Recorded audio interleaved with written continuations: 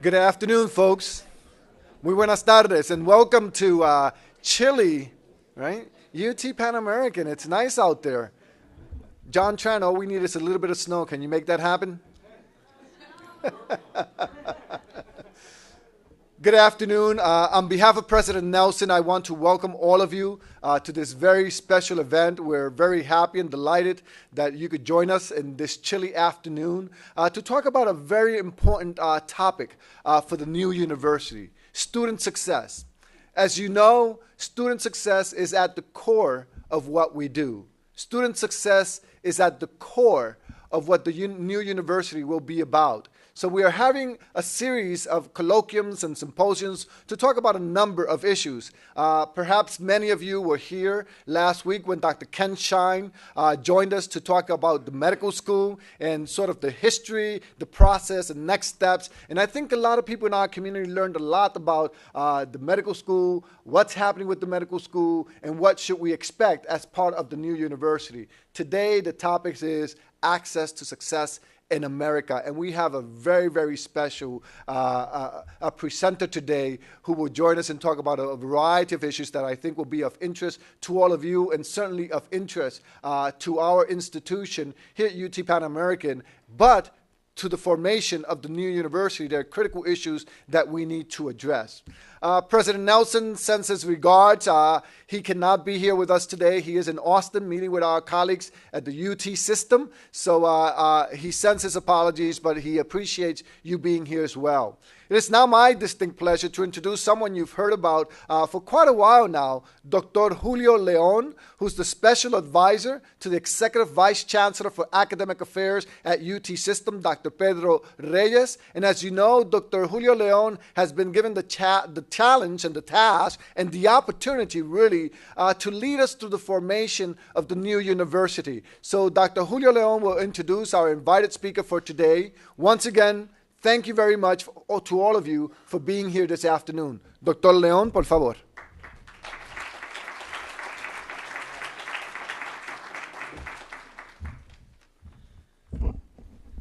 Thank you so much, Javidan, and good afternoon. Certainly a pleasure to be here today and to see all of you at this important event. As Dr. Rodriguez just said, student success is not only at the core of what every institution should be about, but also it happens to be at the core of what we are doing in terms of planning for the new university. In fact, one of the important guiding principles that have been given to us in that respect says essentially the same thing, and it reads more precisely. It says that the new university will transform Texas and the nation by becoming a leader in student success. A leader, not just a university that cares about success of their students, but also a leader in the nation. And we have a tremendous opportunity here to start a new university and hopefully start that new university by incorporating some of the best practices of those universities that are very, very successful in terms of student success. And to tell us all about it, we have with us today one of the foremost nation's leading advocates in the field of education. Kati Haycock currently serves as president of the Education Trust, which was established in 1996. The trust works for the high academic achievement of all students at all levels, pre-kindergarten through college. The organization's goal is to close the gaps in opportunity and achievement that consign too many low-income students and students of color to lives on the margin of the American mainstream. Known for years as a powerful force on education policy, the Trust is often described as the most important truth teller in American public education. But the organization also works hard, hand in hand, with education and civic leaders in their efforts to transform schools and colleges into institutions that serve all students well. Before coming to the Education Trust, Kati Haycock served as Executive Vice President of the Children's Defense Fund, the nation's largest child advocacy organization. A native Californian, Haycock founded and served as president of the Achievement Council, a statewide organization that provided assistance to teachers and principals in predominantly minority schools in improving student achievement. She also served as director of outreach and student affirmative action programs for the 9-campus University of California system. Kati Haycock speaks about educational improvement before thousands of educators, community and business leaders, and policymakers each year. She has received numerous awards for the service on behalf of our nation's youth and serves as director on several education-related boards, including the Carnegie Foundation for the Advancement of Teaching, the New Teacher Project, and the Hunt Institute. So please help me give a warm welcome to Kati Haycock.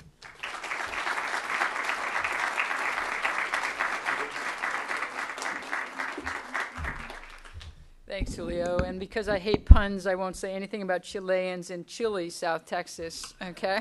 All right. So, good afternoon to all of you. You know, you have probably one of the most exciting missions in all of higher education today. I mean, to be able to both take two institutions that already are strong, but imagine what a new institution might become is an opportunity that almost nobody in this country ever has anymore.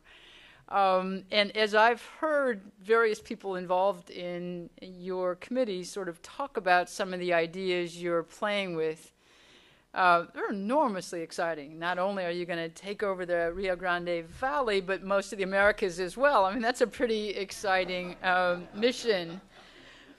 But I do really I'm here because I hope that as you fashion your path forward, that you will in fact take seriously that part of the mission that's about student success.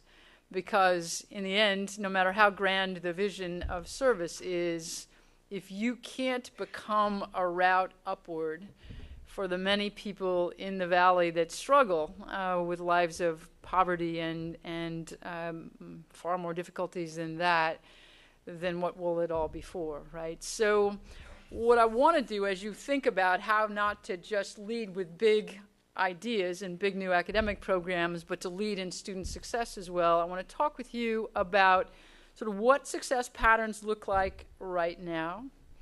What do we know about the institutions that are ahead of the rest of us? So what do we know from today's leaders that might help tomorrow's leaders, that is you, fashion your way forward? And I'm going to do that by walking you through a whole lot of data.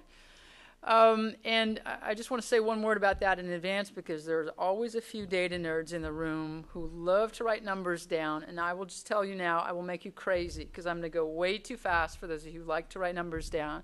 So just know in advance that all what I'm about to show you we'll park on our website, and if you guys want it on the campus website as well, so you can look at it later to your heart's delight. But before I do the numbers, let me talk, let's just step back from the numbers a bit and talk about sort of why what you do is so hugely important, both to the young people that you serve, but also to the future of your community and our country. All of you certainly know that as Americans, we have told each other in the world two very important stories about who we are as a country, and we've done this for decades. The first story, of course, is that we're the land of opportunity, that whether your parents were born in a village in India or Mexico or the hollers of western Kentucky, that we are the place above all others where if you work hard, you can become anything you want to be. The second story that we've told each other in the world is one of constant intergenerational improvement, that each generation of American parents through hard work and savings, can assure its children a better education and, in fact, a better life. Those stories, as you know, are powerful. They have animated the hopes and dreams of many millions of Americans and brought countless people to our country as well. I mean, I think about that frequently, as I know you do. My mom's grandmother came here from Germany at age 16. My father's mother came here from Mexico at about the same age. One cleaned houses for a living, the other one took in laundry for a living. But what drew them, of course, were these powerful stories, the knowledge that if they worked hard, if they saved what they could, that they could eventually buy a house and provide their children with better lives than they could have had either back home in Germany or back home in Mexico. The hard work of people like these is what built our country. Yes, they knew America was often intolerant of people who looked like them or people who struggled with English like them. And they knew certainly in a very deep personal way that this American dream was very much a work in progress. But they were still proud of the country they were building and what it did. We were, of course, the first in the world to provide universal high school education, the first in the world to build public universities, the first in the world to build community colleges, the first in the world to dramatically broaden access to college, first through the GI Bill and then through Pell Grants. And decade by decade, by decade by decade, as you can see, education levels went up and up and up, and opportunities expanded outward. Now, you and I both know that progress wasn't equal for all kinds of Americans, was particularly slow for people of color. The high schools that served communities of color were often underfunded and substandard. Colleges and universities often served them only when they had to, and when they did, even so, not so well. But as you can see here, opportunities for them expanded as well until about 1980. Beginning in the 1980s, inequality in the U.S. actually started growing again. An awful lot of people who climbed the ladder to the very top did something quite different from those who'd come before them. It used to be that people who climbed a ladder to the top in this country reached back and helped others up behind them. But in the last 20 years or so, the opposite has happened. People who climbed it to the top have pulled it up after them. They've taken a larger and larger fraction of the nation's income, leaving very little for those at the bottom. The median wealth of white families in this country is now 20 times that of African Americans, 18 times that of Latinos.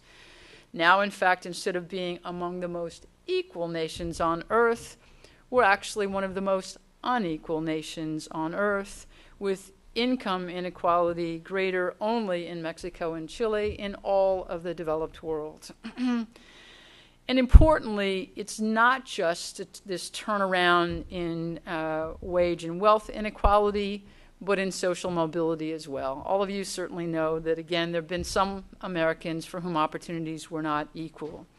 But over time, we were actually getting better at that. And if you look at the height of the bars on the graph I'm about to show you, is essentially the size of the hurdles that we throw up in front of young people growing up in low-income families as they try to have a better life than the ones their parents had. As you can see, those hurdles were gradually going lower until 1980.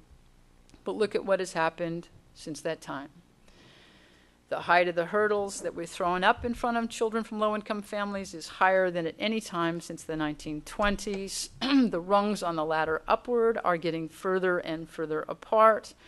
Now, in fact, instead of being the developed country on earth where, if you're growing up in family with limited means, it is easiest to have a better life than the ones your parent had, we're now tied with the United Kingdom for being the developed country on earth where it is hardest to have a better life than the ones your parent had. It is now, in fact, more easy to live the American dream in Canada than it is in the United States. Now, when you think about that background, because that's the background we're working in, my friends, when you think about that context, you know that at the macro level, better and more equal education is not the only thing that needs to change to turn those patterns around. There are a lot of things that enlightened public policy could and, in fact, should do. But at the individual level, quality education literally is the only way up. As generations on generations of African American parents have taught their children, a quality education is literally the only thing that nobody can ever take away from you. The overwhelming message, again, at the individual level is education is the only way up. College graduates earn more. They're less likely to be unemployed, but they also stand out in other things that we value. They're more likely to vote, more likely to volunteer, more likely to practice to live healthy practices and be in very good or excellent health. And although most of us know at least a few crazy college graduates, on average, college graduates even have better mental health as well. All right? So what does that say to us? That in this context of America today, there is literally only one road upward for young people who are living in the kind of poverty that they're living in this community today, and that road upward runs directly through us. There is no other way out. I say that because what that says to us is, okay, more than at any other time in our history, what we do in our schools and colleges and how well we do it is hugely important. And it's important not just to economic growth, although it's very clear, and that's been true for a long time, but it is very much true that it's terribly important to our democracy and to returning our country to the principles on which we were founded. So if how we're doing is important, how are we doing? Well, certainly, as you all know, because many of you have been the engines behind this effort, we made a huge lot of progress over the last 30 years on that access side. When you look at the numbers of young people graduating from high school and moving on to college, those numbers are basically going up and up and up. In fact, when you look at, this is immediate college going, if you look at the proportion of high school graduates who enter some form of post-secondary education within 2 years of graduating from high school, we're getting up close to 80%. And that improvement is true for every ethnic and racial group, as you can see here. Steady progress for all groups of students, and it is true for every economic group as well. So there's been progress on the access side, and that progress has occurred for every single group of Americans. But, and this is a very important but, though college going has gone up for students of color, the gains among white students have actually been greater, which tells us that the gap in college going today is actually wider, despite all the effort, than it was 30 years ago. And though college going is going up for all economic groups, college going today for students from low-income families still hasn't reached the rate at which kids from high-income families attended college back in the 1970s. And importantly, it's not just a question of going, it's not just a question of access, it's a very important question of access to what? And you don't have to look at these numbers very long to see access is very different for different groups of young Americans. Hispanic, African American, and low-income students of all races are far more likely to other students to have access, be attending for-profit colleges and universities where they have the least likelihood of attaining a degree and the most likelihood of getting in long-term debt. And that, of course, doesn't look at graduation. When you look at those numbers, you see very big differences as well. That's a look at the data by race ethnicity on the proportion of students who start in 4-year colleges who get a degree within 6 years. You ask the question, well, what do the success numbers look like in 2-year colleges? significantly lower, as you can see here. And when you ask the all-important question, well, what about those students who start in a 2-year college, but their goal is a 4-year degree? What kind of likelihood do they have to ever reach that goal? Only 12%. Add all those things up, and what you see is different groups of young Americans obtain degrees at very different rates. For every 100 white children we start with in our kindergartens nationally, somewhere around 89 or 90 end up with a high school diploma, and roughly 40 end up with at least a bachelor's degrees. For African Americans, as you can see, the bachelor's rates are only a little more than 1/2 that of white students. For Hispanics, only roughly 1/3. And those gaps have also grown over time, not shrunk. And when you look at the data by family income, even more devastating differences still. If you look at American families in the top economic quartile, those are families where the household income's about $80,000 a year above. Look at their children around age 24, 25. What you'll learn, as you can see there, is roughly 8 out of 10 of those young people already have at least a bachelor's degree. But if you look, on the other hand, at American families in the bottom economic quartile, those are families where the household income, like many here in the Valley, is $30,000 a year or below. Look at their children at that same age. What you'll learn, as you can see there, is only about 11% have that same bachelor's degree. Now, we're asked all the time, what are you trying to suggest with that slide? And the answer is really pretty clear. What the data suggest is that unless you and I are somehow prepared to argue that children from upper middle and upper income families are more than 7 times as smart as children of the poor, this is about as clear a sign as we have in American education that something's going very seriously wrong in these 2 systems of ours, K-12 and higher education, because that is precisely the result we're now getting at the end of the line.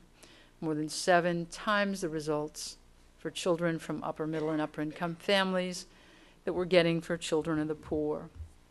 Now, you don't have to think about those numbers very long to know in your gut that a continuation of those rates threatens the very health of our democracy. But even frankly, for people who don't care a lot about things like social cohesion or social mobility, you got to care about those numbers, of course, given who's growing in this country and who is not. And you add up those patterns, right, the demographic changes that are sweeping not just South Texas, but the rest of the country, with the rates that I showed you earlier, and you begin to understand why our longtime international lead in post-secondary attainment is fast slipping away. Now, you all certainly know that for many, many, many decades, the U.S. led the world in the fraction of its adults that had an associate's degree or higher, and we were very proud of that. But a lot of other countries across the developed world saw what happened for us. They saw the vast expansion of the middle class that occurred as a result of that, and the broad prosperity that occurred as a result of that, and they wanted that too. So they took our playbook, and they played it out faster and better than we did. Now, the result of that is because we got out ahead, when you look at our overall adult population, we still rank pretty well in the developed world. No longer number 1, as you can see here, but we're at least number 4. But look at what happens when you look at our young adults. We drop from 4th, thank you, from 4th to 15th. And probably scariest of all is this one. We are one of only a tiny handful of countries in the developed world where today's young adults are not significantly better educated than their parents. And as I suspect all of you know, this is the first generation in American history where that's been true. So what's going on there? Why do the numbers on the higher ed side look as skewed as what I just showed you? Now, it's important to acknowledge that there are a fair number of people in this higher ed world of ours who would like to believe that the numbers that I just showed you are mostly a function of 2 things: lousy high schools and stingy, stupid, nasty federal and state policymakers. Now, it is important to acknowledge that people who believe these things aren't actually all wrong. As many of you know, when you look at the K-12 system in this country, what you see very clearly is that low-income youngsters and youngsters of color continue to be clustered in schools where we spend less on their education, where we actually expect less of them, where we systematically and quite deliberately actually teach them less, and where, perhaps most devastating of all, we assign them our least well-educated, least experienced, and just plain least effective teachers.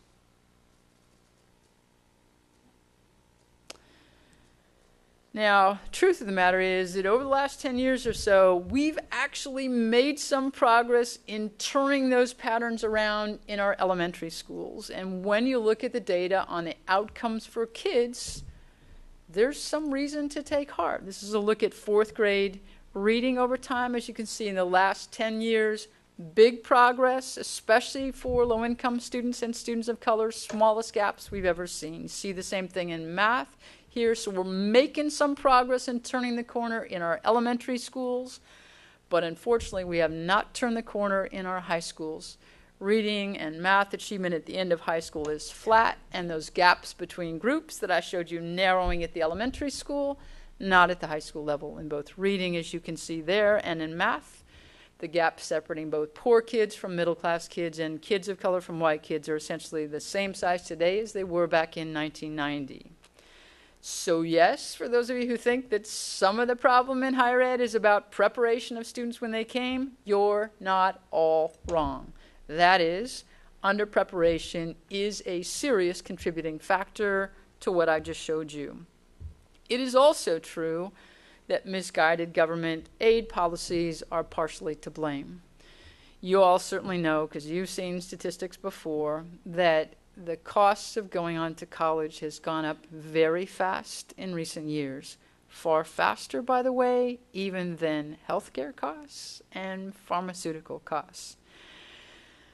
And unfortunately, the Pell Grant program, the sort of major avenue for low-income students to afford to pay those costs, just hasn't kept pace. Dollars have gone up on it, but not nearly in proportion to the rise in the costs that these young people will encounter. Now, interestingly, that's not because we're not spending loads more money at the federal level on student aid. In fact, federal expenditure on student aid has gone up about as fast as the cost of going on to college. So why, you ask, are low-income kids behind? It's because what did change along the way is who those dollars were spent on. Originally, federal student aid was about low-income families, and now, frankly, it's largely about middle and upper-income families. You see that especially in the tax programs. This is who benefits from the tax credit programs, and this is who benefits from the tax deduction programs. So we're spending more money, but we're not spending that money largely on the low-income students who absolutely need the help the most. And when you look at the data on state expenditures on aid, much the same pattern. Even in tough times, states somehow found a way to increase their spending on non-need-based programs, so-called merit, which I find the language appalling. It's as if those other students don't have merit. But their need-based programs are simply not keeping pace. And you add that to state disinvestment in public higher education, you end up with this very bad situation. We start out, as all of you know, spending less per student in the very colleges and universities that have the most challenging students. So that's where we started out, and then in the last 10 years or so, we've just cut from there, making that pattern even worse. So yes, just as student preparation is part of the problem, so too is irresponsible government aid policy. But that, unfortunately, doesn't let us off the hook, because it turns out when you look honestly at what's going on in the numbers that I showed you at the beginning of this presentation, what you realize very quickly is colleges and universities themselves, through the choices they make, turn out to be very important actors in this drama of shrinking opportunity as well. For one thing, all of you certainly know that most colleges have their own financial aid money called institutional aid. Where does it come from? Well, generally speaking, when we raise tuition, we raise a little more than we would need to, so we have some left over to help with financial aid. And when you hear about that, you say, well, that makes sense, right? If we're going to raise our tuition, we want to have dollars left over to help low-income students pay that extra freight. But it turns out that an awful lot of that institutional aid money at institutions across the country is being used not for low-income students who need help affording that, but for upper-income students instead. In fact, the shift in institutional aid money away from needy students towards students who have no financial need whatsoever has actually been more pronounced than the shift of government aid away from needy students.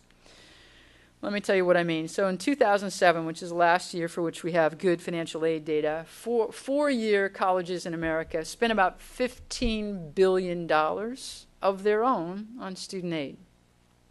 So it's a significant amount of money. But it turns out they spent an awful lot of that money on students who had no financial need whatsoever. Back in 1995, public colleges and universities, for example, used to spend about twice as much of their own institutional aid money on their neediest students as they spent on their richest students.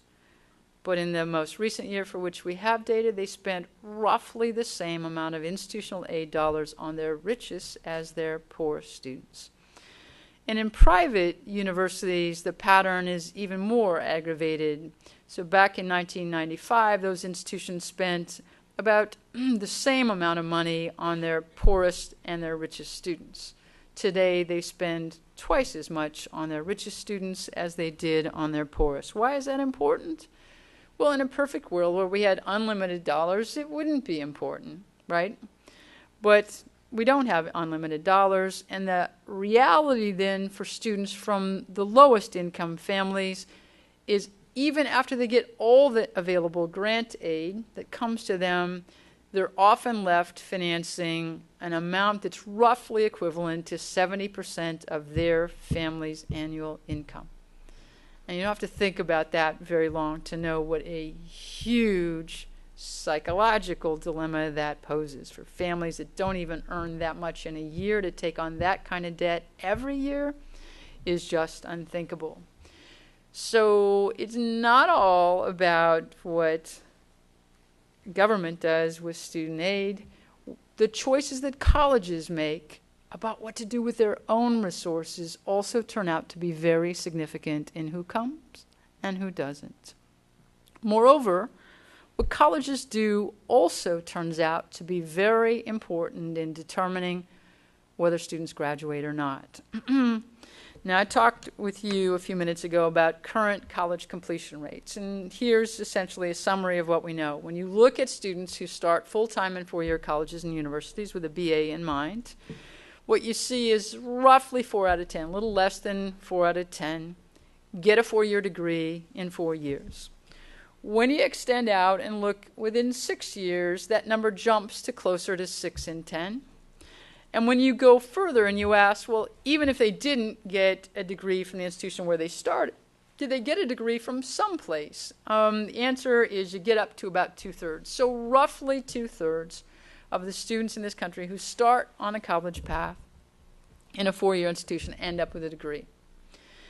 But that's the average. Underneath that average, there turn out to be very big differences at the institutional level. What you're looking at here is the graduation rates for every college and university in the country. So what do you see? So over on the right-hand side are a set of institutions that consistently get more than 80%, some more than 85%, some more than 90% of their students through the degree within 6 years. Now, over on the left-hand side, you see a set of institutions that consistently get fewer than 20%, fewer than 15%, sometimes fewer than 10% of their students through the degree within 6 years.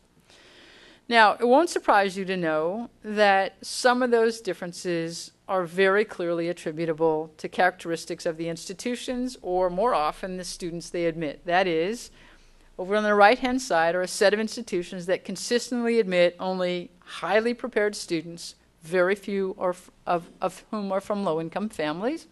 And over on the left-hand side are mostly open access institutions who serve lots of very underprepared students, many of whom, if not most of whom, are poor. Indeed, if you have enough data on all of the institutional characteristics and the student characteristics, you can find a way to explain about 70% of the difference among institutions and their graduation rates.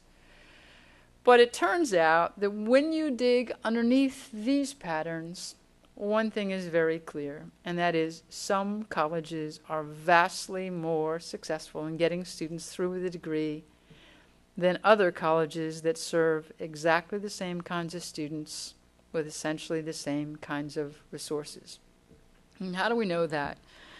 Well, starting maybe about 10 or 12 years ago, we started doing a lot of work around the country in communities where higher education leaders and school district leaders and community leaders wanted to work together in improving the number of students who were prepared for and entered and went through post-secondary education. And we learned over time that it was really useful to start those convenings with honest data, with people actually looking at where they were in the beginning so they could chart progress over the succeeding years. So we'd invite the local education leaders to bring their data to the first meetings. Well, the K-12 people never had any problem with this, right? They knew what data to bring, so they bring their course completion rates and their graduation rates and their test data. They knew what to bring. And the higher ed people, they'd say, data? What do you mean data? And so we'd say, well, why don't you just start by bringing your completion data? So they say, okay. And they'd find out wherever it was. And so I'll never forget the very first time we did this. We were in a community, and so we looked at all the K-12 data, and then the higher ed folks brought out their completion numbers, and there was just all of a sudden a huge hush at the table. And both the K-12 people and the community leaders looked down at it, and they said, you've got to be kidding. We're sending you our best children. It's not like we're keeping them home, and you're getting like 19% of them through with a degree? I mean, seriously?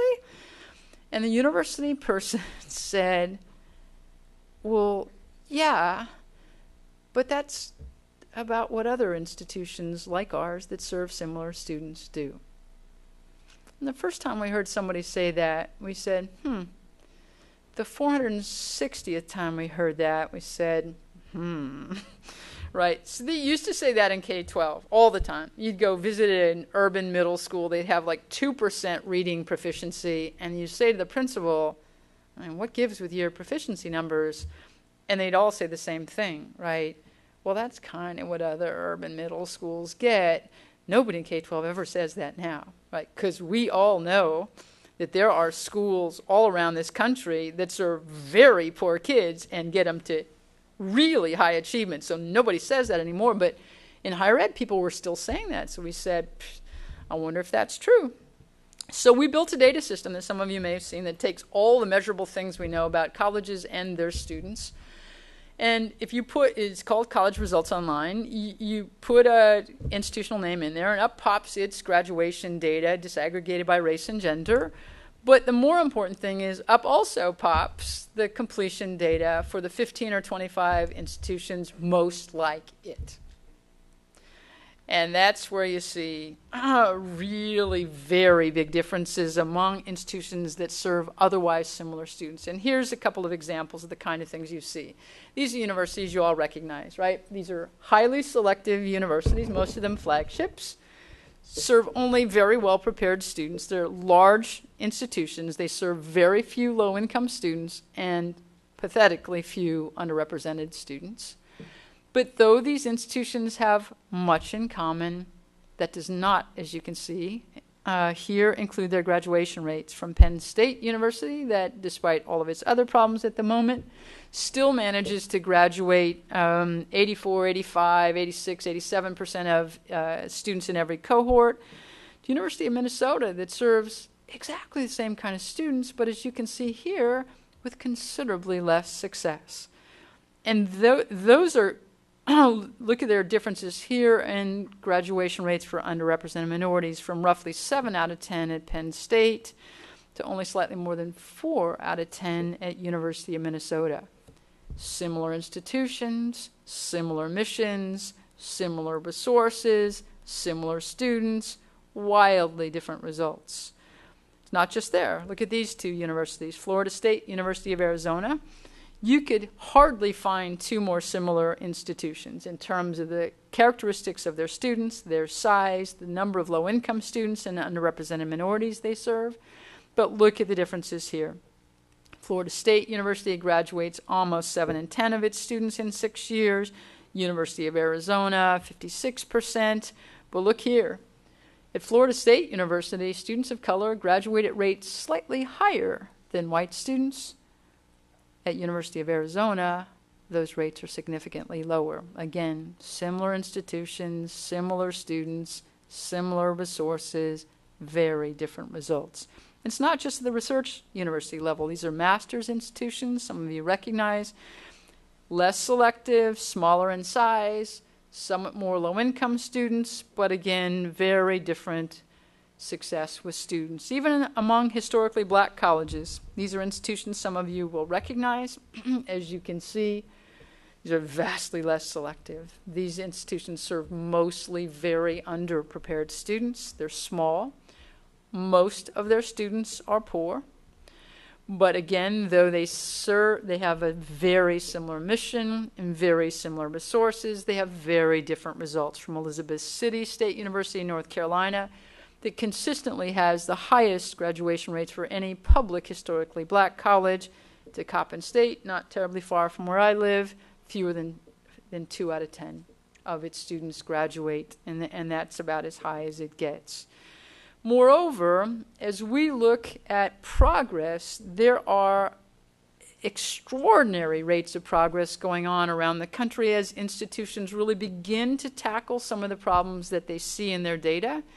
These are some of the biggest gainers over the last 5 years in success rate with Hispanic students. And as you can see, we're seeing institutions going up 20, 25, 30 points in graduation rates in just 5 years. These are gains for African American graduation rates. We now have a set of institutions across this country that have attained something that nobody ever thought was possible outside of the University of Maryland, Baltimore County, and that is graduation rates for black students that are equal to, if not higher, than those for white students. So what's the bottom line here? The bottom line, I hope you'll agree, is very clear. Yes, we have to keep work on improving our high schools, and I'll say a little bit about that in a moment. And yes, we have to raise our voices so that government does a better job of targeting scarce dollars to the students and families that need them the most. But while those two things are happening, those of us in higher education need to focus on changing what we do too, because it turns out that's a very, very, very important determinant in who graduates and who doesn't. This is not a talk largely about what to do on the K-12 front, but I would be remiss if I didn't spend at least 1 minute here, and that is we have now 15 years of data that tells us overwhelmingly that the most important thing you could do is produce the strongest possible teachers and school leaders you can. That if kids have 3 highly effective teachers in a row, those kids soar no matter what their family background. Kids, by contrast, who have even 2 weak teachers in a row literally never recover. So the quality of people that we prepare for local school systems is hugely important. and anything you do in that area has profound effects, and not just on one cohort, right, for generations. So thinking hard as you reinvent your university about your role in preparing the strongest possible people for your schools is hugely important.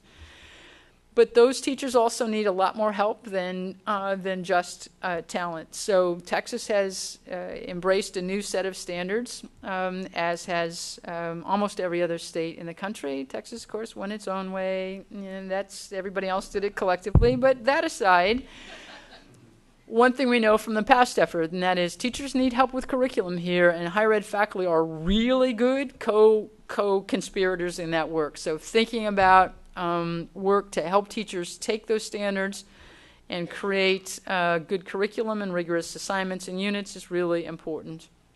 High quality concurrent enrollment, and let me emphasize the high quality here, is also hugely important, because when students enter with credits behind them, that puts sales behind them. So thinking about how to make sure you've got opportunities for as many students as possible to get at least some credits behind them, and making sure that's quality is really, really important. And thinking in particular about how in your lowest income communities, particularly in places like your colonias, that you can start early with both kids and their parents or grandparents in making sure they know about college, know how to prepare for college, know how to support their kids on the college journey, making sure they visit college and can see them concretely, so it becomes just a question of which instead of whether to go. So that's what you might be thinking about on the K-12 side, but I promised to spend most of my time here, and that's what I'm about to do, in sharing with you what we're learning from the current leaders about how they've gotten the results they get. The first thing we know is about the importance of leadership, because student success is not largely about programs, okay? One of the things we see all the time is we have presidents come to us and they'll say, we're just not moving the needle on student success, but I don't know more what to do, because we've done everything you're supposed to do. We have a student success program, student success course, we have a freshman year experience, we have learning communities, we have a tutoring center, we have all these things.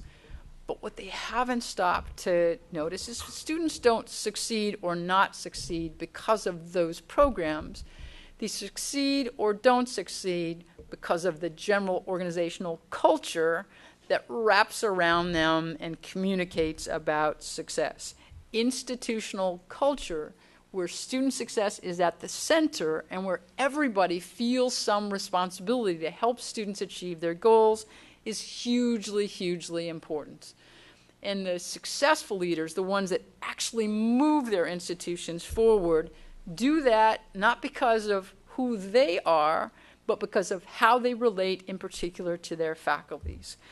That successful leaders consistently treat their faculty not as some leaders do, that is, as problems to be solved, but instead treat them as problem solvers, right? So share the data, let's look at it together, let's figure out where to go, and no, it's not just about one more tutoring program, it's about how we permeate everything we do with a message around student success.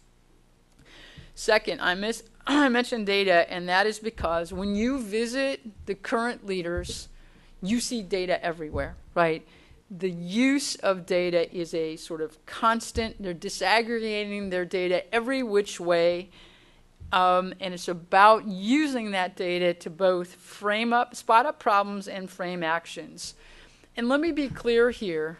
If your aim is to improve your 6-year graduation rate or your 4-year graduation rate, do what these institutions do. They're not focusing on that rate, because frankly, by the time you get your 6-year graduation rate numbers, that is an autopsy. That does not give you the real-time information you need.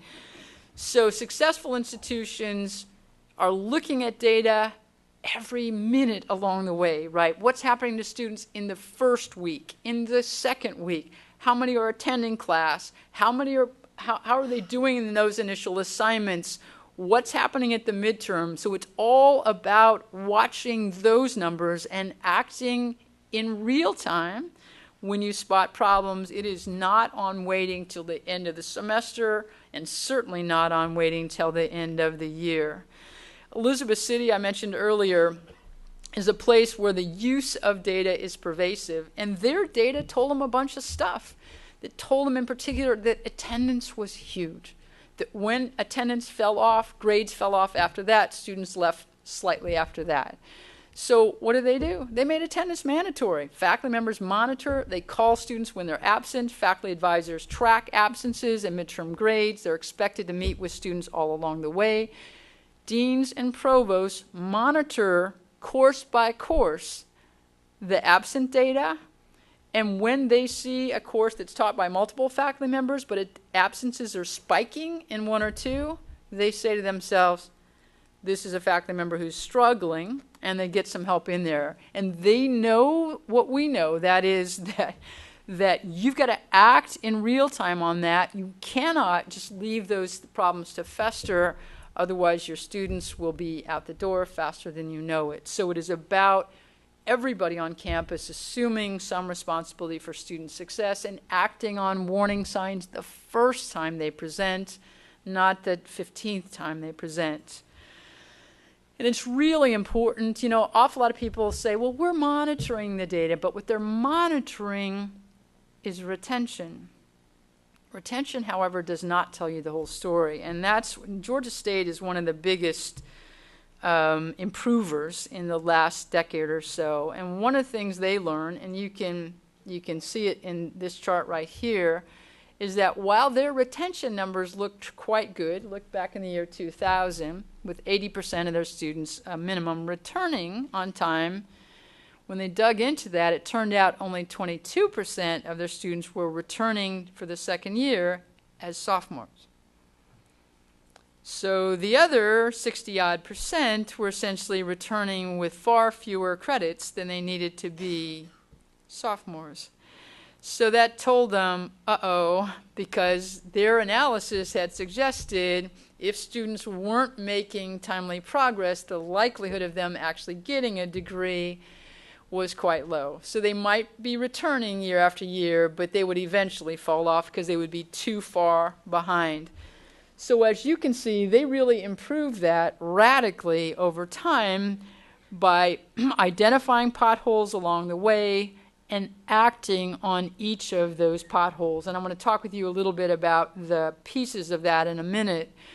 But let me be clear that the message from these places is not, let's just sit around and admire the data. We're seeing a lot of this in the community college world right now with this achieving the dream thing. Everybody's getting very good in the community college world at looking at the data, at analyzing the data, at understanding the data.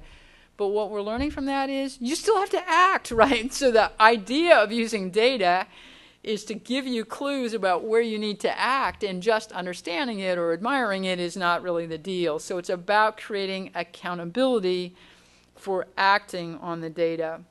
Florida State University is one of the places in the country that really got the act part right.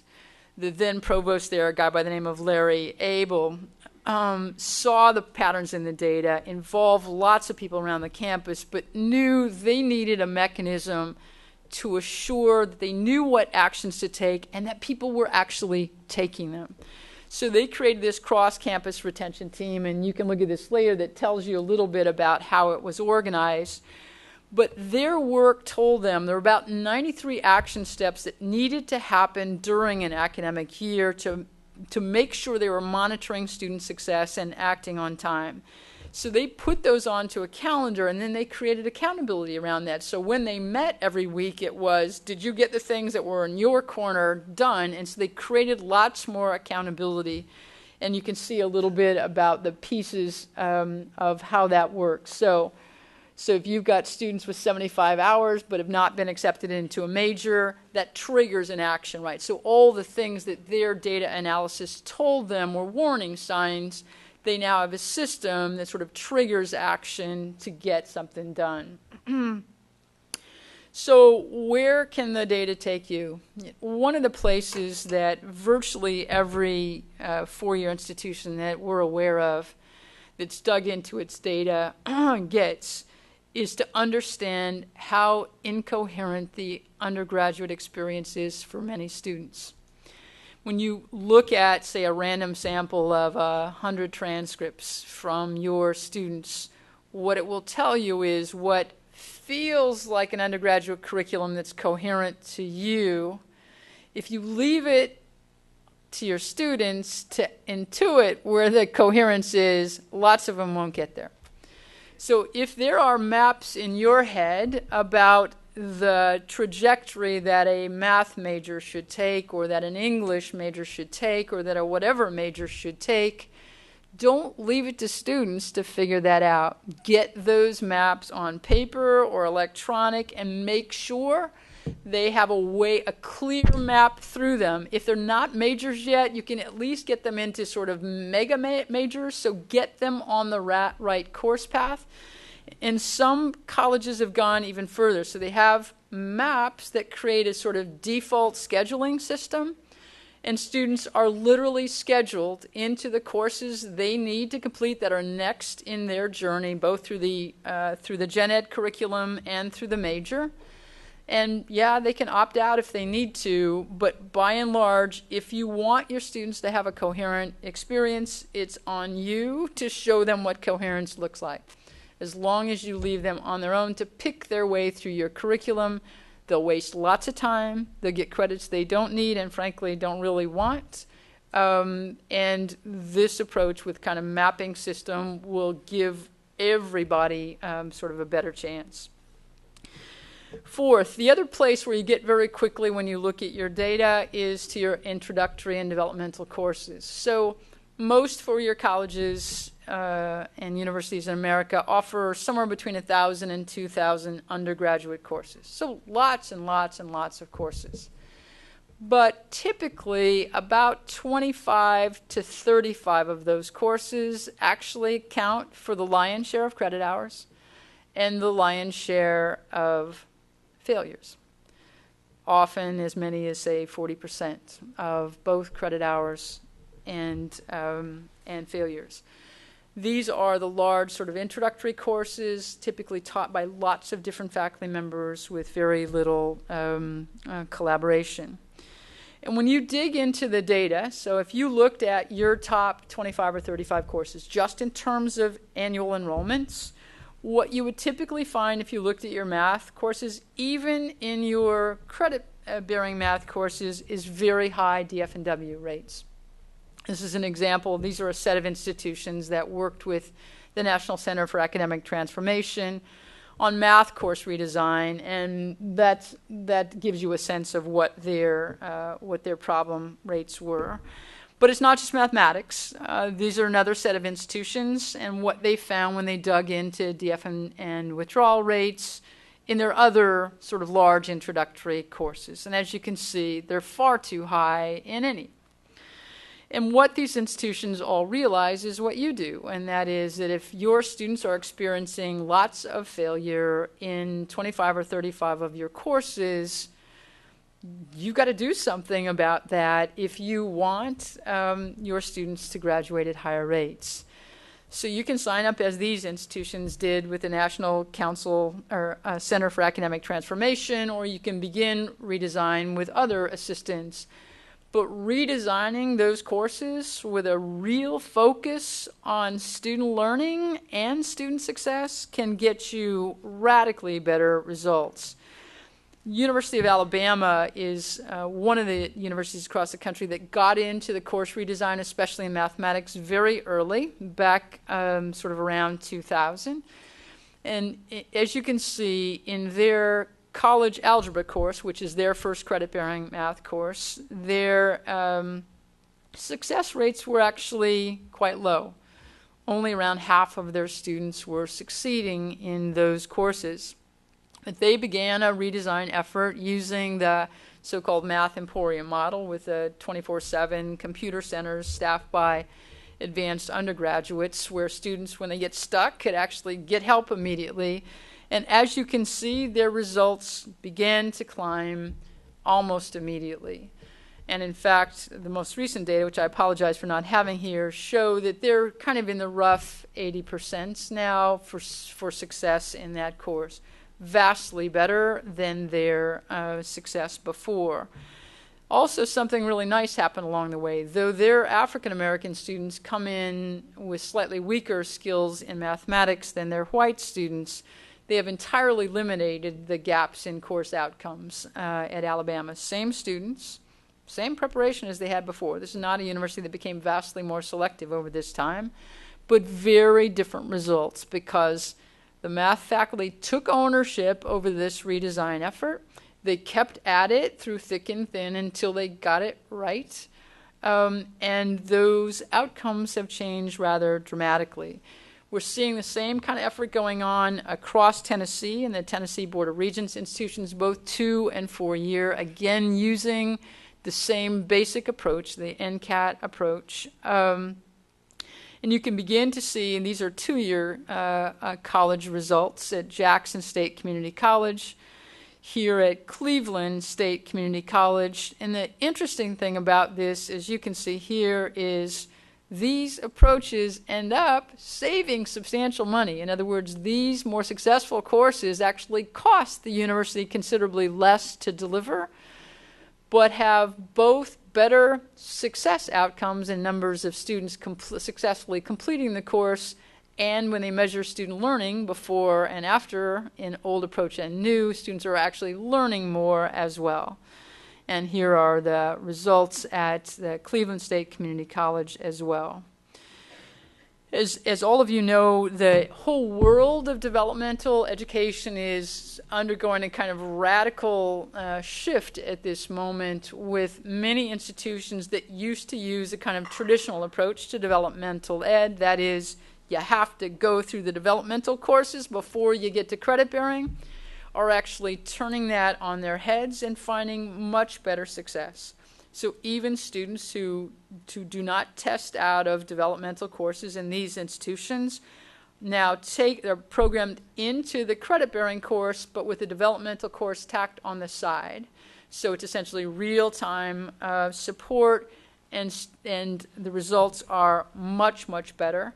There's really interesting work going on with an alternative route to this. The Dana Center is doing this new Mathway initiative. The Carnegie Foundation has this Statway initiative. Also paths through and into credit-bearing math courses, but with vastly more success. The kind of bottom line is, if you're stuck today in where institutions have been stuck for a long time, and that is sort of a traditional approach to developmental ed, you're probably getting close to malpractice. So this is the time where, as you redesign where you're headed, you want to look very hard at what you've been doing on the developmental side, learn from some of these leaders, and pick an approach. Almost every single approach being tried turns out to be more successful than what we have been doing. So putting that on your list is a really important move. So where else can the data take you? You know, one of the things that we're learning, and you all know this from your own experiences, that there are some things that when students do them, they are vastly more likely to succeed. Sometimes that is simple to students who actually go to the tutoring center and get help are more successful than those who need it but don't. Sometimes it's students who take a course that meets every single day in mathematics instead of one that meets only twice a week in mathematics are more successful. But what's been our approach to that? Our approach typically has been, when we know these things, we advise students to do them. But guess what? Students do not do optional things, right? Or at least most of them don't. So I think the big question out there is, if you know that these things will help, why not make students do them? I know it sort of violates our sense of these are adults, they should make their own choices, but the reality is it works. It works. So, I mean, two examples, San Diego State University and University of Houston, very similar institutions in all measurable ways. Very similar enrollment percentages of Hispanics, similar academic preparation. Both of them set out in 2002 to work on improving their graduation rate for Latinos. Both of them succeeded. But look how much further San Diego State got than its twin institution, University of Houston. And when you look hard at what happened at San Diego State, and when you talk to folks there, they think there are two very significant things that made the difference for them. One is making their services vastly more coherent. So they moved from tutoring center over there, support center over there, EOP program over there, and they made a much more coherent system where the pieces actually talk to each other. But they actually think the bigger thing was the second. That is, making what used to be just the thing we advise students to do, making it mandatory. One other place you'll want to think about, and I know this will make you queasy as well, is full-time course taking. One of the things that we realize is that over the past 20 years, higher ed has sort of bent over backwards to communicate its flexibility to students coming all different paths. And there's a very good side of that, right? Some of our students literally can't go anything other than part-time, so to be flexible enough to accommodate them is an important thing to do. But along the way, we've forgotten something important, and that is not all paths through higher ed are equal.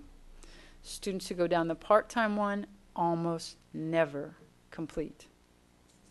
So in bending over backwards to be flexible and warm, we have failed to communicate what the data tell us over and over again, and that is the vast majority of students who succeed are those who went full-time.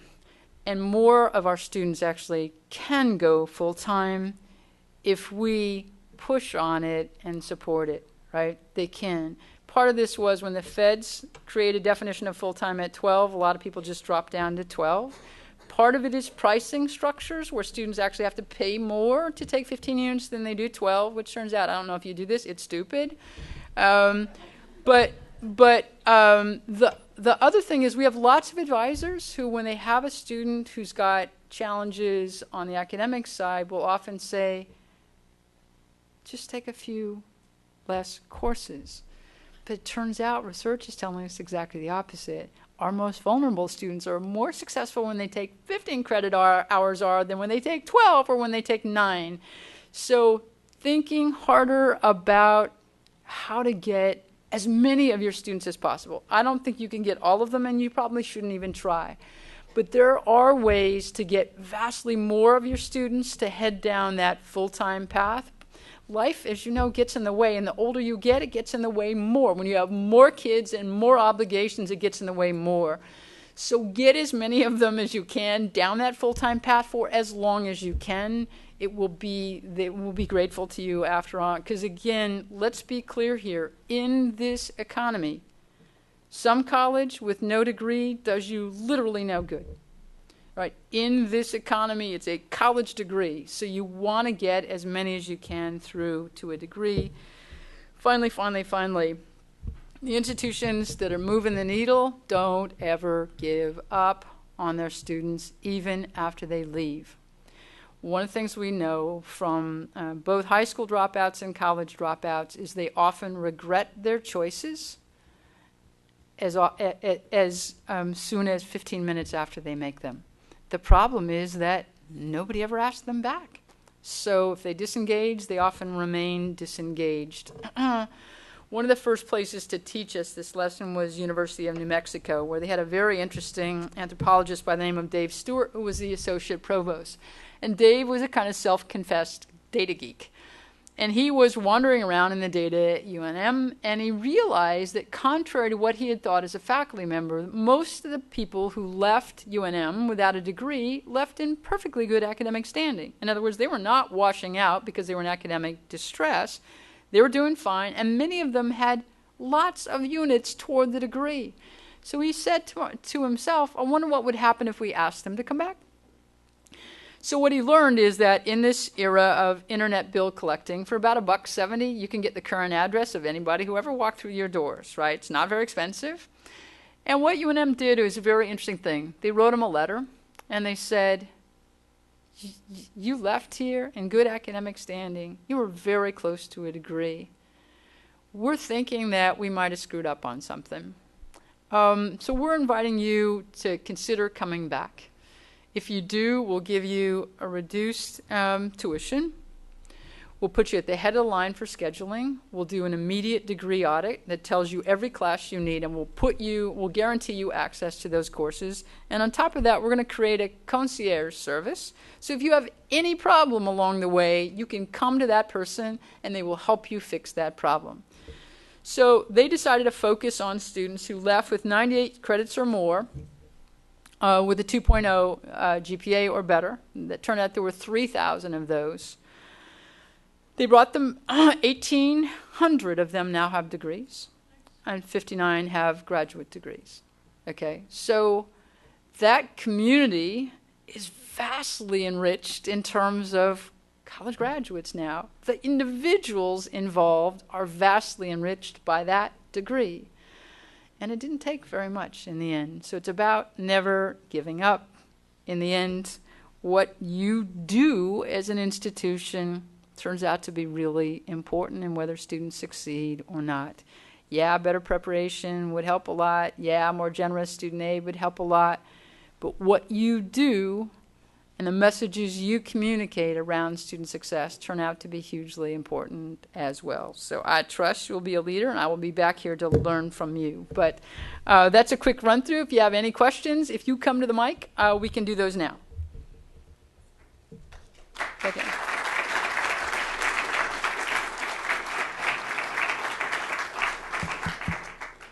Hi, Katie. My name is Pete Farugio. I'm an associate professor of education, actually bilingual education. Mm-hmm. And I realized you and I are both co-alumni of UC Berkeley. Is that right? We both did our PhDs there. Yeah. Where you finished and I didn't. No, you were ahead of me. But I didn't finish. Oh. I have a question. Just want to give you a quick... First, I want to thank you for presenting a concise picture of the economic inequality in the U.S. And as a footnote that maybe you can't say because you're on the public spotlight, 1980, what was so special about that year?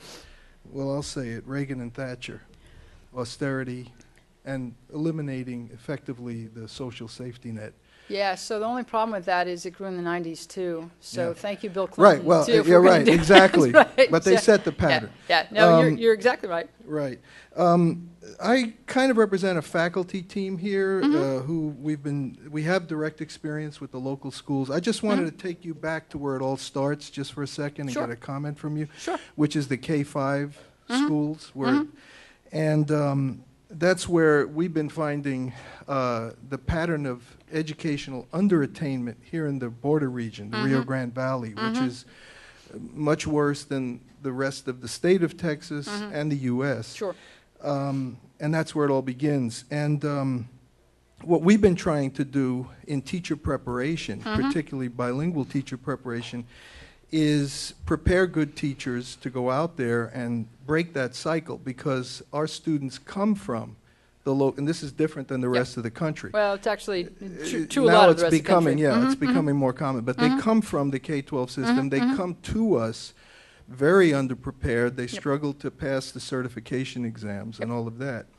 And what we're seeing in the local schools, because we spend a lot of time in the local schools, is a curriculum of dumbed down test prep, worksheets, crazy ways of teaching non-conceptual math, memorizing arbitrary algorithms, and just skills-based anti-intellectualism. And so I just wanted your comment, because we struggle here and in the College of Education to convince the local educational establishment to stop doing that and to start letting our teachers teach the way we've prepared them. So I'll leave it to you to make some comments on that. Yeah, I mean, the problem you're sketching out is not uncommon, and there's there's two ways at it. There's the official way at it, and there's the unofficial way at it. Let me say something about the unofficial way at it. So Teach for America gives its new core members, nobody ever talks about this, but one of the reasons behind their success for the years they are there is each of those new core members is equipped with a set of lessons that covers every single day for the first at least semester that they're a teacher. So those teachers can focus not on creating lessons, designing all that extra work, but focus on how to teach already high quality stuff. That's a huge leg up. And there is no reason our colleges of education or our universities more broadly, because this is something that needs strong academic support beyond that, could do the exact same thing, giving their teachers a giant leg up. And I can basically guarantee you that if these were well-designed lessons, no principal is going to force them to teach something stupid, or at least that will be rare. So that's one thing you could think about. If Teach for America can do it, universities vastly better equipped to do it than they. The second way is the official way. That's the unofficial way. The second way is to create a vehicle for honest conversation and action about that in the Rio Grande Valley. El Paso had such a collaborative for a long time called the El Paso Collaborative. It was a collaborative between the university, the community college system, and the three main school districts in El Paso, aimed at working through these problems together. They didn't solve all of them, but they had a vehicle to actually get action on this. There are, as you know, some very solid ways to, especially in K-5, curricula like core knowledge, for example, that would be a huge leg up for kids who have very little academic language or background knowledge. And this, curricula like that are a much more effective, much more long-lasting attack on this problem than one more drill and practice or skills thing. But you're not going to, from the College of Education, you're not going to get action on that problem. You could create a vehicle here in the Valley that would get action on that problem. And you'd have a heck of a lot of teachers with you wanting to do that good stuff, tired of doing the old. Other questions, pushback, arguments? All right. He runs to the microphone. I don't want to waste people's time. Do you see or do you have data on whether the same kinds of elements that affect student success are also factoring in at, say, the graduate level, at the master's and further on? That's a totally good question that came up a little bit at Brownsville this morning. And the reality is I don't know the answer to that. Most of the energy in the last 5 or 6 years has really gone into undergraduate in terms of moving the numbers here. And I just can't tell you. I am guessing that if we mine the data, and I'm going to actually go back and see if we can take a look at that to see whether some people are really moving the numbers on the graduate side. But most of this, when you step back from it, most of it is common sense. And my hunch is that some of the same practices would work at the graduate level as well. There's obviously some differences, and there are people like me who don't finish. But I think a lot of the sort of the kind of focus around sort of redesign, the obviously connection with careers can really help with people get clear images of what's available to them in different graduate programs. But I suspect a lot of it is in common, and I'm going to go see what the data tells us so we can get a better answer.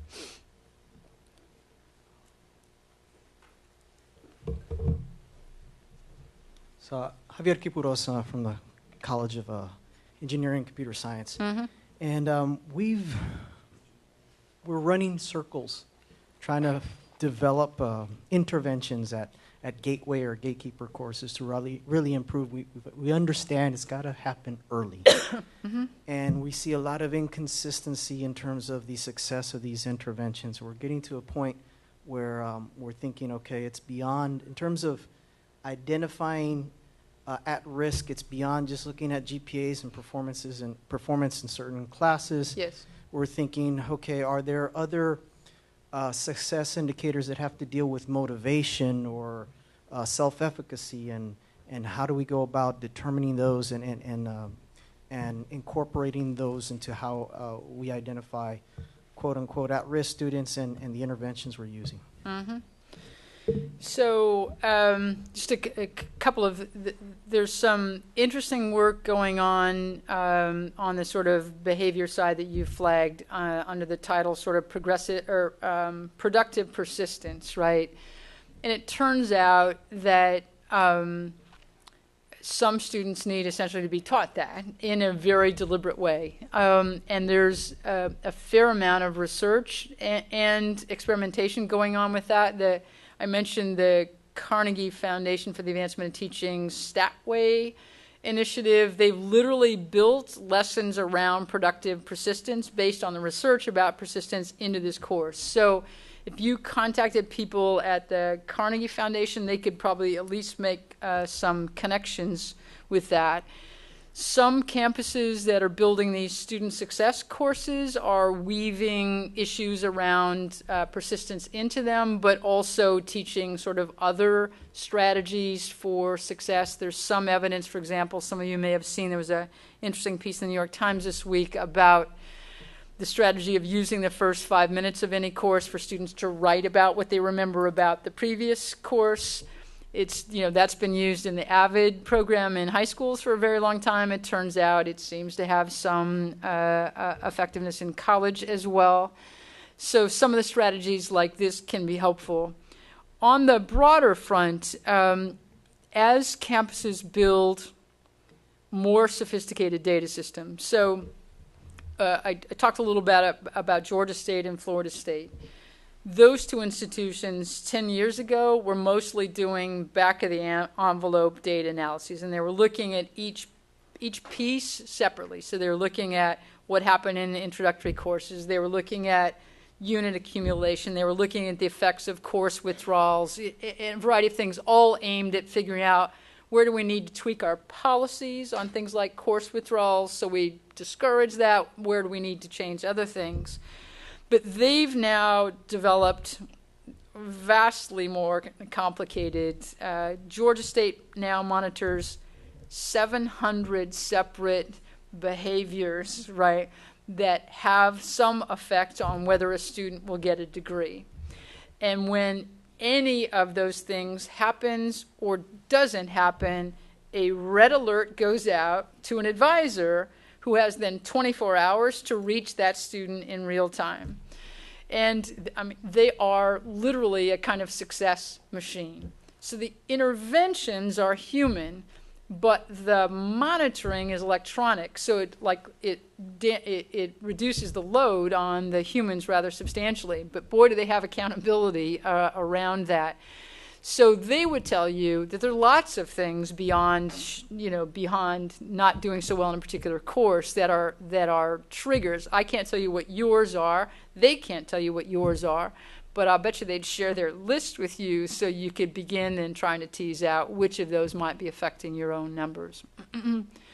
But again, it's about kind of digging deeper and deeper, testing, things that you think you're seeing, and building a more sophisticated data system over time that can help supplement what your advisors and counselors and others do to actually keep students from falling off path.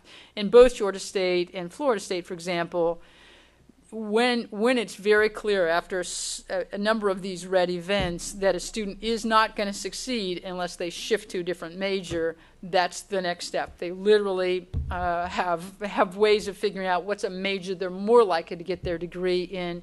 They meet with the students, share that information, and they have then essentially a month to change. So they are literally doing what their data tells them and really moving the needle as a result. András Balog, mathematics. Sure. You talked about taking responsibility and absenteeism. Mm-hmm. I think we have a huge problem, especially in mathematics, with absenteeism. Students misses a few classes, it's hard to catch up. Yep. I also see a wide range of different practices among departments and faculty. some drop students after 4 absences, and some other departments are afraid to drop any students because they want to keep the number of students. Yeah. And we also had several different programs where we tried to call them and ask them that, hey, you have to come to class. I don't see that very successful. So I was wondering what you think works the best. Yeah, what works the best is consistency. So, I mean, this is a subject that if it's not on your list of to-dos in this building process, it should be, because it is very hard for one department to, or worse, for one faculty member in one department to try and enforce a set of policies that nobody else enforces. So if in fact it matters what students do, you need to make more of them do it, and that means there needs to be consistency around enforcement. And that conversation ought to be, I mean, it's perfect for groups like this one, but you also need a mechanism to enforce it on those who are not enforcing it. So there need to be penalties for those who don't. So you want consistent policy about whether attendance matters or doesn't, and what is going to be the effect of X number of unexcused absences, and that needs to be enforced across the board. And so long as you don't do that, no faculty member is going to take it really hard without being branded as, you know, the whatever. So you want some consistency on this for sure. One question. So I like a lot of the suggestions and recommendations that you gave, and I know many of them, you know, can apply to our school, which is a commuter school. And you presented some data, and I saw some of, you know, the list of schools, top research schools, so this were HBCUs. Yes. But I wasn't sure how many were commuter schools, and I was wondering, is there any interesting, you know, any recommendations you can give that you may not have presented for commuter schools? Sure. I mean, it's a very good question. When you look at the data, whether a school is largely commuter or largely residential, of course, matters. It matters hugely. Common sense tells you it matters, and it does, in fact, matter. And so what we're seeing on the commuter front is still bits and pieces. I'm not sure we have, like, overwhelming evidence that says this strategy matters or that strategy matters. What matters, though, is to know where your students are coming from, and some places are moving services out to where they are. So San Diego State found, for example, that large numbers of its Latino students were living at home, but in a particular community that was, you know, a good, 50 miles, 40 miles south of them. So instead of assuming that those students were likely to come to tutoring provided on campus, they put it out there in that community, and uptake went up immediately. So thinking about not just are our students commuters, but where exactly are they coming from, and if there are either sections of courses that could be parked out there or services that could be parked out there, they're going to be more likely to use them. So thinking about that could be important. And by the way, I want to go back to one thing I was starting to say on yours. Check out this piece in the New York Times. Was about, I think it was an introductory psychology course where they were using this. They were doing a quiz in the first 5 minutes of class every day, a quiz on the previous one, and how they got attendance up was very interesting. They made the course grade, dependent on the quiz grades, which were given every single day, not on a midterm and a final.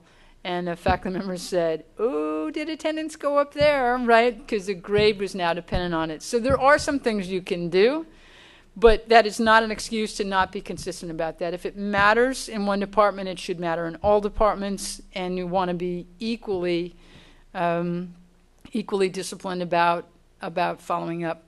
Because once it becomes the way a campus does business, as it is Elizabeth City, people don't moan about it. It just is what it is. The transition won't be fun, but it's worthwhile when you get there. Any other questions? Great. Thank you so much.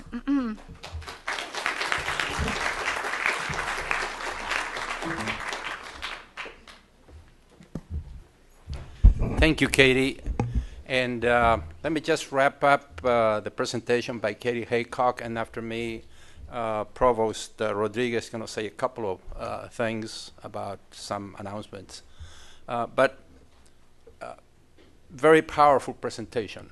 There is no question that this presentation is informed by data and research.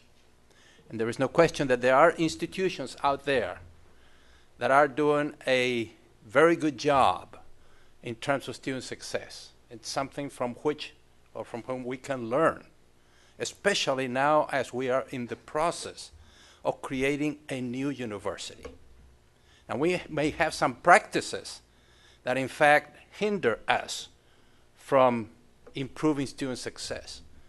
But there is no reason why in a new university we cannot start with a new set of rules, regulations, enforcements, mandatory assistance and things of that nature if our interest is truly student success, which is one of the guiding principles that we have.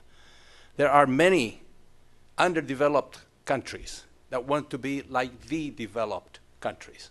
And they're trying to climb the ladder of economic development to reach that. And all of the developments that we have today in technology is allowing many of those countries to skip some of those steps and move up at a much faster pace. And now, with technology, we also, as we have seen some of the examples, we have an opportunity to use that technology to improve things in ways we have not done before, or in ways that have been impeded because the traditional culture in which we live keeps us from doing that. Now we have you as members of working groups charged with the task of designing a new university and recommending ideas for improvement. And there's plenty of institutions out there. I believe that a set of faculty just returned or may have returned from a trip to the University of Ottawa in Canada, because that is supposed to be the most bilingual university in the world. Excellent example, and bilingualism and biliteral and bicultural graduates is one of the guiding principles, so faculty wanted to go see that. Now, Katie has told us about Georgia State, Florida State, Alabama, impressive results, the result of concerted, intentional actions to improve student success. And there are places where we can learn from. And I don't see any reason why we cannot send teams of our working groups to those institutions and come back with ideas on how to implement them in the new university. And commuter campus or not, there are many ways, many new ways in which this can be improved. So I hope that this powerful presentation by Katie Haycock will be an inspiration for us to really look into what can we do to improve student success. So, Provost, it's yours. Yeah, really. Well, once again, on behalf of President Nelson, I want to thank all of you for being here. Julio, thank you so much for putting this together for us. Katie, it's always a pleasure to have you here. Katie was here in the spring on a similar topic. Every time I hear Katie, the numbers that she provides get you to think a lot about what we can do. My take-home message always is that this is a community effort, that the success of our students depends on the work that everybody in our community does, including our students, our faculty, and our staff. Before I let you go, people always ask, where are we with the new university? There's varying types of information out there. So the 30-second update, right?